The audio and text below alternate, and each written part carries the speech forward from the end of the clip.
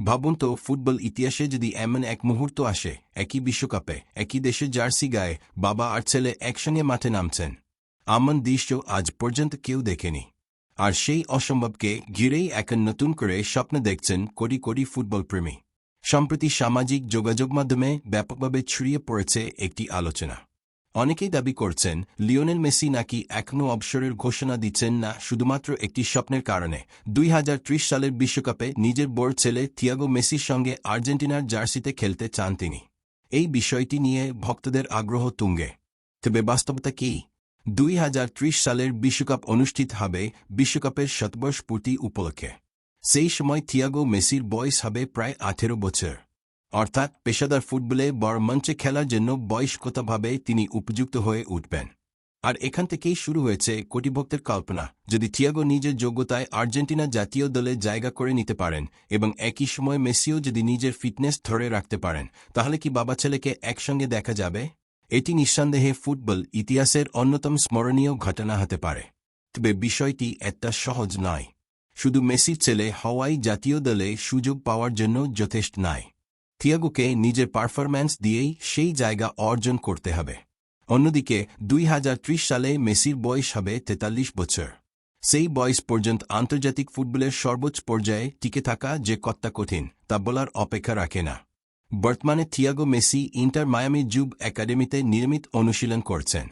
বয়সভিত্তিক বিভিন্ন প্রতিযোগিতায় তিনি গোল, অ্যাসিস্ট ও দারুণ খেলার মাধ্যমে নজর কাড়ছেন। যদিও তিনি এখনও অনেক দীর্ঘ পথের শুরুতে রয়েছেন, তবুও তার পারফরম্যান্স নিয়ে ফুটবল প্রেমীদের আগ্রহ দিন দিন বাড়ছে।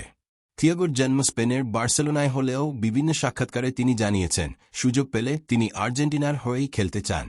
বাবার মতো আকাশি সাদা জার্সি পরে মাঠে নামার স্বপ্নই তার সবচেয়ে বড় ইচ্ছা। এদিকে ক্লাব ফুটবল নিয়েও থিয়াগোর স্বপ্ন স্পষ্ট। ভবিষ্যতে একদিন এফসি বার্সেলোনার জার্সি গায়ে খেলতে চান তিনি। এমনকি বার্সেলোনার বর্তমান তারকা লামিন ইয়ামালের সঙ্গে একই দলে খেলার ইচ্ছার কথাও বিভিন্ন সময় আলোচনায় এসেছে। অবশ্য ফুটবল বিশ্লেষকরা মনে করেন, কিংবদন্তি বাবার পরিচয় যেমন বড় আশীর্বাদ, তেমনি বড় চ্যালেঞ্জও।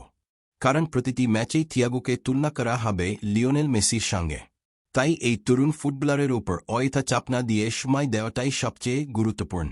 অন্যদিকে মেসির ভবিষ্যৎ নিয়েও এখনও আনুষ্ঠানিক কোনো সিদ্ধান্ত জানা যায়নি।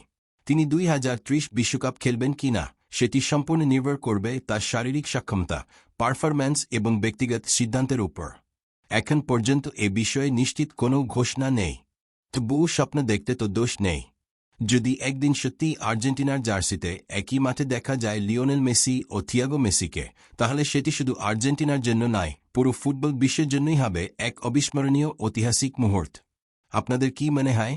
থিয়াগো কি ভবিষ্যতে নিজের যোগ্যতায় আর্জেন্টিনার জাতীয় দলে জায়গা করে নিতে পারবেন? আর মেসি কি সত্যিই 2030 সাল পর্যন্ত ক্যারিয়ার চালিয়ে যাবেন? আপনার মতামত অবশ্যই জানাতে ভুলবেন না।